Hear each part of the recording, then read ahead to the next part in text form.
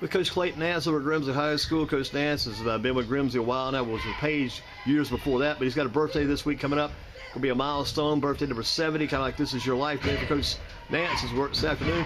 Coach Nance, first of all, tell us how long you've been in the school system, working with the schools. 45 years. What year did you start? When did you get started? 1973. You started with Page? I started with Grimsley. Started with Grimsley. Then went to Page. All right. Did you start out teaching and just coaching? How did it all start out? I started out teaching and coaching under Coach Jamison. Wow. Coached on his football staff. Wow. Coach Jamison, then you left Grimsley, went over to Page, what with Coach Kirby? Worked with Kirby. Wow, that's amazing. Two legendary, big-time coaches you worked for. Yes. What was it like working for Coach Jamison back in those old days? Well, Coach Jamison was very, very direct. He was the kind of person very organized, and he pretty much was liaison as far as letting coaches coach, and very phenomenal to work for. I bet he was pretty well, you mentioned organized, but he had all the practice plans laid out each day by the minute, by the second, probably. Yes, he did. Very detailed, I'm sure. In all his work. Very detailed. What area did you work with him? What area? What positions? I worked with basketball, baseball, and running backs. Worked with the running backs back in the day. Well, you work with basketball and baseball too, then? Yes, Wow, Coach, you had a lot of experience. How long did you stay at Grimsley during that first stint? 3 years. 3 years at Grimsley. And you got the call to go to Page after that, then? Right. The position came open. The teaching positions dropped here at Grimsley. And Coach Mr. Lodi Glenn recommended to Mr. Clendenin that I come over, and they had a position open. Well, you worked with some good people over the years, Lodi Glenn and Mr. Clendenin and Coach Kirby, and then back with Coach James. You worked under some good, big people back in those days. Yes. When you got to Page, what was it like going to work for Coach Kirby? Very, very good. I actually coached the 9th grade team then and the JV team for the first 2 years, along with the varsity. And we developed quite a bit of system, a program there at Page, and I was elevated to the varsity after 2 years there. Wow. What did you go running backs over there? No, I actually went to secondary defensive backs. Right. Wow, coaching defensive backs, working with the defense then. Was Coach Ken Page there at that time? Yeah, Ken was our defensive coordinator then, and of course he was there quite a long time and did a hell of a job, excellent job. Tell you what, you and Coach Page, for some reason, Clayton Nance and Coach Ken Page seemed to be almost put together back in those days. Coach Nance, Coach Page just seemed to be kind of a tandem, kind of a combo over at Page together back in those days. Yes, it was. It was interesting working with him. He was very versatile, and we changed quite a few things around. And of course, we were a 50 defense basic team then, and we played some 4-3. And I guess you also worked with Coach Starling too, because he was there. He and Coach Kirby were there for a long time together. For a long time. I switched over to the offensive side of the ball, and I worked with running backs and the receivers. So you had some good men over there. What about the quarterback back in the old days? What about Todd Ellis? What was Todd Ellis like when he quarterbacked that Page team? Todd was very smart, excellent quarterback. He was one of those that fell under Coach Kirby's philosophy. Quarterbacks don't get you beat. And he stayed within the system, and we had he always carried out a good game plan that we put together. Looking at another name, just some names, I'm not going to bring them all, I can't remember everybody that came through there, but some names that kind of stood out. What about Tripp Welborne? What was Tripp like when he played over there? Tripp was phenomenal. He played wide receiver, slot back, and played safety on defense. And he was just an excellent athlete. Of course, he went on to Michigan and had some great years there, and Troy Wallace and that bunch came along, and of course Coach Stallings and I were responsible for all the specialty teams. You had to be right on the money again in that Fayetteville game that year, you guys, when Tripp ran that punt back for a touchdown late in the game, when I just barely pulled it out, and Tripp pulled it out for you, that punt return, I think it was. Yes, it was actually a block punt. Block punt, he ran that back. Wow. Some kind of memories of those. What about looking at guys like Haywood Jeffries? Haywood, he was quite the character, wasn't he? Unbelievable. Wasn't a great practice player, but he was always a game player. And he and Mac Jones, yes, and that bunch came along, and they were just phenomenal. And they played both ways on on offense and defense. And Haywood, I guess, like I said, he was a game type player. Come game day, he was ready. He was definitely ready. Team captain.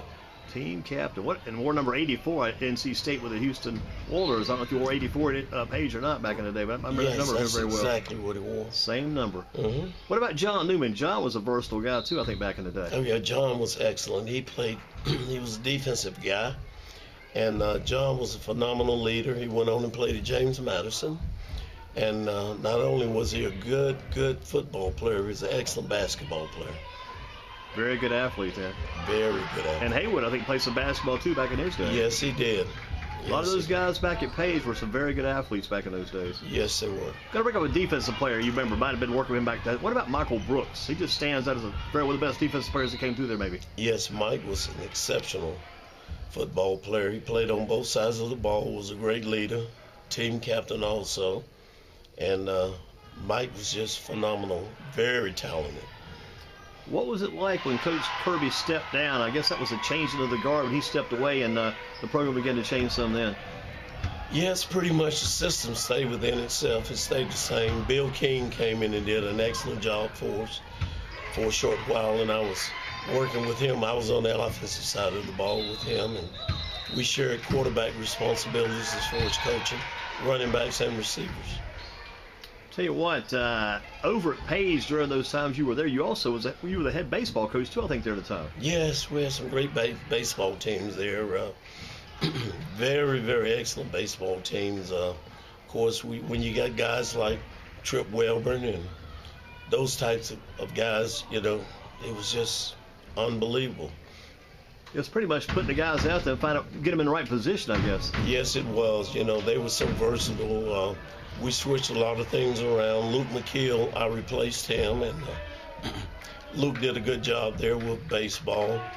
And the thing of it was, we had great talent, and the kids bought into the program, and they worked very, very hard. And the Gentrys, Joe Gentry, and those type of guys came along and really put an excellent team atmosphere around them.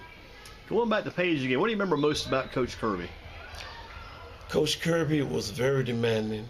He was very respectful. He loved the kids. He had a lot of confidence in his coaches. He allowed his coaches to to coach their kids, but everything was with his philosophy. Everything went through the boss. Everything went through the boss. And you were at Page and you made the move to Grimsley. What was that like, the transition coming back to Grimsley? Being here before, going to Page, being at Page so long, then you come back to Grimsley and come here again. Well, it all started when Ethan Albright came in, and he called me and asked me, he told me that he was going to take the athletic director's job. Would I come over and help him? And it was phenomenal because I had known Ethan since I had him in sports camp when he was 7, 8, 9 years old. Wow. That's going back a ways, too. I bet he was probably about 6 feet back when he was that young. I wouldn't be surprised he was so big back in his day. I'm sure you've loved your time and your return here to Grimsley. Yes, I love it. Miss O'Donnell, phenomenal leader. As far as administration, Ethan has developed quite a great atmosphere for athletics here. And he is actually one of the people that you really believe in because his philosophy as far as experience and playing as a great high school athlete and went on to Carolina and then went on to the pros. And he brought a very distinct philosophy back with him. He's excelled at every level, and like you say, he's been able to incorporate that into the system here. Yes. And it was amazing how he incorporated it because he believes in the coaches, and the coaches believe in him, and he does a great job of working with the community and with the parents. Very well known. Just a few kids. There's been quite a few in the time you've been here recently, but a few that have come through that kind of stand out for me. What was it like watching Travis Shaw play football? Watching Travis Shaw? Travis was phenomenal. He was the kind of kid that he bought into the philosophy of Coach Brown, from whom I known from the time he was 9 or 10 years old. I had the great opportunity to work with his granddad, C.K. Seiler, and it just kind of trickled down. And he has actually developed and put on a great coaching staff here at Grimsley. And it was fun watching Travis play, I'm sure. Oh, yes, definitely watching Travis play, injured or not injured. A lot of team leadership, and the kids really believed in him. And I think he'll have an excellent career at Carolina. What about going back to that championship team again? A couple of mainstays on that team were Barnett, the quarterback, and Melton, the running back. That tandem together in that backfield put up a lot of yards and a lot of touchdowns and led that team down the road to the offensive success they had. Yes, as a matter of fact, those two kids were very phenomenal. And Coach Brown put them in a system where they could actually show leadership. And they were the type of kids that the rest of the kids rallied around every day because their practice habits were great. It all worked out well. It really worked out well. And things are really prospered here at Grimsley. And the community support is phenomenal. And nothing like wearing that blue and white these days. Nothing like wearing that blue and white. What is it like when you're wearing the blue and white and you come up against the red and white? When you face Page, what are those games those days like? Well, you know, it all triggers down to where you started, which was Grimsley, and going over to see the Page philosophy under Kirby and under Mac Morris and Clendenin as a principal, and how it trickles down. You know, I've been very, very fortunate to work under some great people. I would say, to phrase it in a lot of ways, you've been at the right place at the right time, and it's come out right well. Yes, it has. It really has. Kind of look at it as this is your life, coming up on 70 years old. I think your birthday's sometime around Friday or Saturday, coming up here pretty quick. I mean, all these years, you didn't have time to think about it. You just had to go out and do it because you were so busy doing sports. You didn't have time to sit back and think about what's going to happen today. Your day was already laid out for you. Yes, it was. As a matter of fact, I've always been involved in sports, even with 37 years with Greensboro Parks and Recreation, working in athletics, from aquatics down, and then being able to work with some great people in athletics in Greensboro. As far as the recreation department, the Don Tillys and people that have had a tremendous impact. Tell you what, you were kind of a person too, I don't think, was fixated on one thing. What, like, I'm a football man, don't mess with me, I'm all football, let's just do football, the rest of these people stay away, I know what I'm doing. But you were able to transcend all the different sports, all the different people and different things, and do them all during the same time. Well, you have to be versatile. Now, times have changed, kids have changed, parents have changed. But the main thing is being able to adapt and be versatile and be there for the kids. Tell you one thing that hasn't changed, it seems like to me, your work ethic has not changed. You still got that work ethic going every day. Yeah, we come at it every day.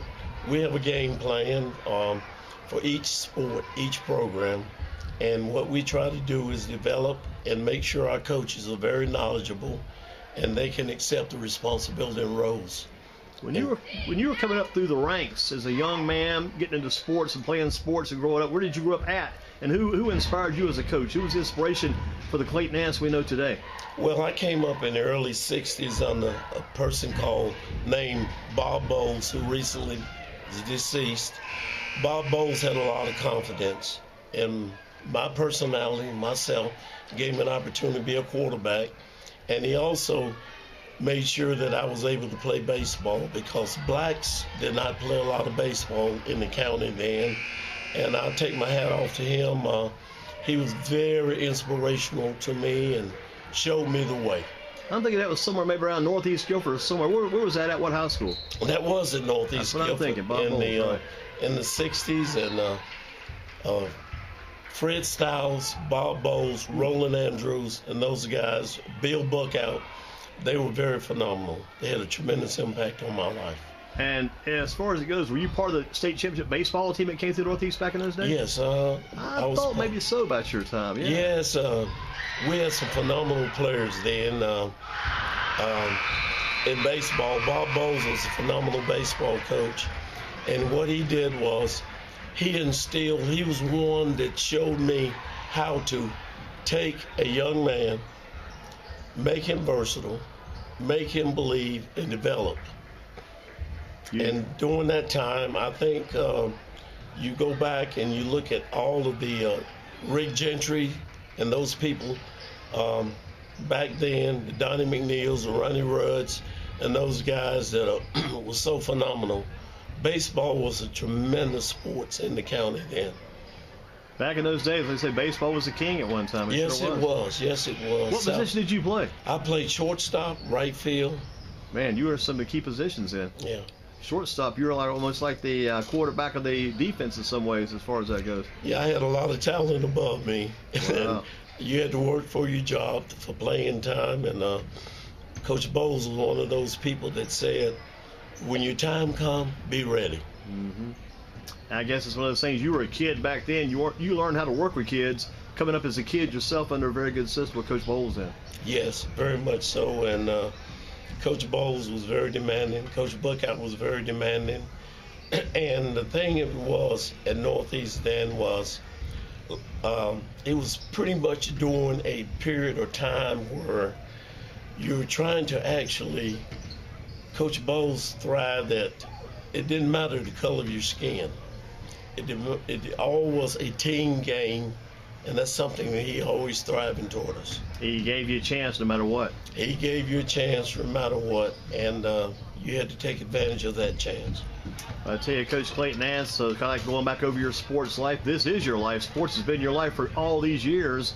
You've had success with it. Would you do it any different? You had to go back and do it again. Would you do it any different along the way? Would you change anything? I don't think so. I think that pretty much, as I said before, I was very fortunate coming up to be able to work under people, the caliber of coaches that I worked under. And the main thing was the leadership of working under a Coach Jameson, a Phil Weaver, a Mac Morris, on down the line, I could, the Ken Pages, all of those guys they bought into the system, they believed in team play, and they developed kids.